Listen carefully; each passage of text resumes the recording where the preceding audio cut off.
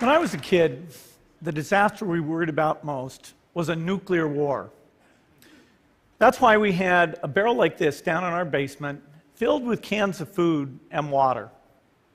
When the nuclear attack came, we were supposed to go downstairs, hunker down, and eat out of that barrel. Today, the greatest risk of global catastrophe doesn't look like this. Instead, it looks like this.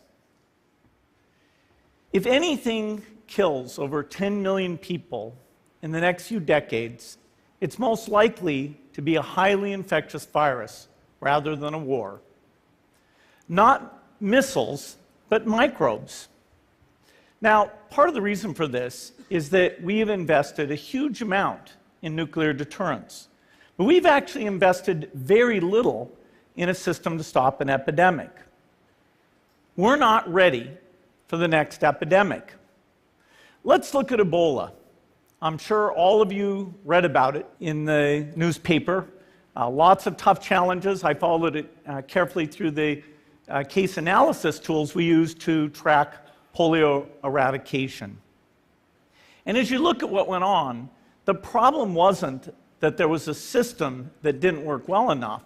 The problem was that we didn't have a system at all. In fact, there are some pretty obvious key missing pieces. We didn't have a group of epidemiologists ready to go who would have gone, seen what the disease was, see how far it had spread. The case reports came in on paper. It was very delayed before they were put online, and they were extremely inaccurate. We didn't have a medical team ready to go. We didn't have a way of preparing people. Now, Médecins Sans Frontières did a great job orchestrating volunteers, but even so, we were far slower than we should have been getting the thousands of workers into these countries. And a large epidemic would require us to have hundreds of thousands of workers. There was no one there to look at treatment approaches, no one to look at the diagnostics, no one to figure out what tools should be used. As an example, we could have taken the blood of survivors, processed it, and put that plasma back in people to protect them. But that was never tried. So there was a lot that was missing, and these things are really a global failure. The WHO is funded to monitor epidemics, but not to do these things I talked about. Now in the movies, it's quite different.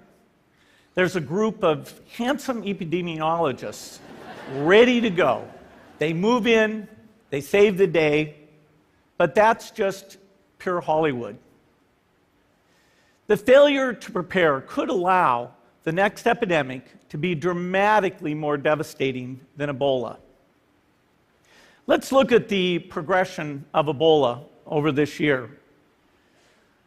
About 10,000 people died, and nearly all were in the 3 West African countries. There's 3 reasons why it didn't spread more. The first is there was a lot of heroic work by the health workers. They found the people and they prevented more infections.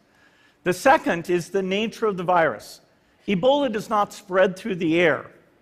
And by the time you're contagious, most people are so sick that they're bedridden. Third, it didn't get into many urban areas, and that was just luck. If it had gotten into a lot more urban areas, the case numbers would have been much larger. So next time, we might not be so lucky.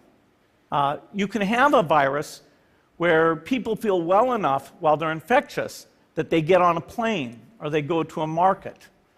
The source of the virus could be a natural epidemic like Ebola, or it could be bioterrorism. And so there are things that would literally make things 1,000 times worse. In fact, let's look at a model of a virus spread through the air like the Spanish flu back in 1918. So here's what would happen. It would spread throughout the world very, very quickly. And you can see there's over 30 million people die from that epidemic. So this is a serious problem. We should be concerned. But in fact, we can build a really good response system. We have the benefits of all the science and technology that we talk about here. We've got cell phones to get information from the public and get information out to them. We have satellite maps where we can see where people are and where they're moving. We have advances in biology that should dramatically change the turnaround time to look at a pathogen and be able to make drugs and vaccines that fit for that pathogen. So we can have tools, but those tools need to be put into an overall global health system, and we need preparedness. The best lessons, I think, on how to get prepared are, again, what we do for war. For soldiers, we have full-time waiting to go. We have reserves that can scale us up to large numbers. NATO has a mobile unit that can deploy very rapidly. NATO does a lot of war games to check, are people well-trained? Do they understand about fuel and logistics and the same radio frequencies? So they are absolutely ready to go. So those are the kinds of things we need to deal with an epidemic. What are the key pieces?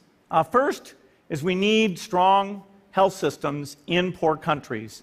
That's where mothers can give birth safely, kids can get all their vaccines, but also where we'll see the outbreak very early on. We need a medical reserve corps, lots of people who've got the training and background who are ready to go with the expertise.